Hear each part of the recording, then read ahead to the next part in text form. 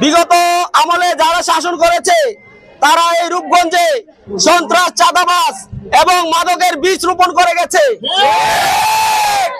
আমাদের দেশনায়ক তারেক রহমানের 31 দফা দাবির আলোকে দিপুভাইয়ের নির্দেশে আমরা আমাদের এই এলাকায় কোন সন্ত্রাস, চাঁদাবাজ এবং কি মাদক দেখতে চাই না।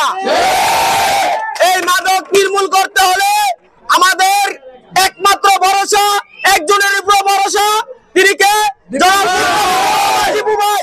দিপুভাই পারবে একমাত্র এই মাদকের বীজ নির্মূল করতে। আমরা দিপুভাইকে আগামীতে সংসদ সদস্য করব।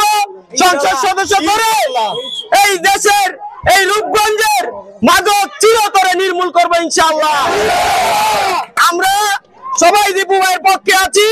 দিপুভাইয়ের নির্দেশে আমরা কাজ করে যাব। দিপুভাইকে এমপি হিসাবে আমরা দেখতে চাই। যারা গরিব দুঃখী আছে তাদের পাশে থাকে দিপুভাই।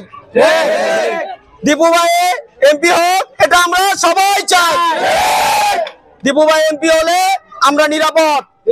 আমাদের এই দেশের কোনো চাঁদাবাজ থাকবে না, সন্ত্রাস থাকবে না, মাদক থাকবে না। তা আমরা দিপুভাইকে এমপি হিসেবে দেখতে চাই। এই রূপগঞ্জে কোনো নেতা আছে? এই রূপগঞ্জে কোনো নয়নমণি আছে? এবার যাবে সংসদে সংগ্রামে।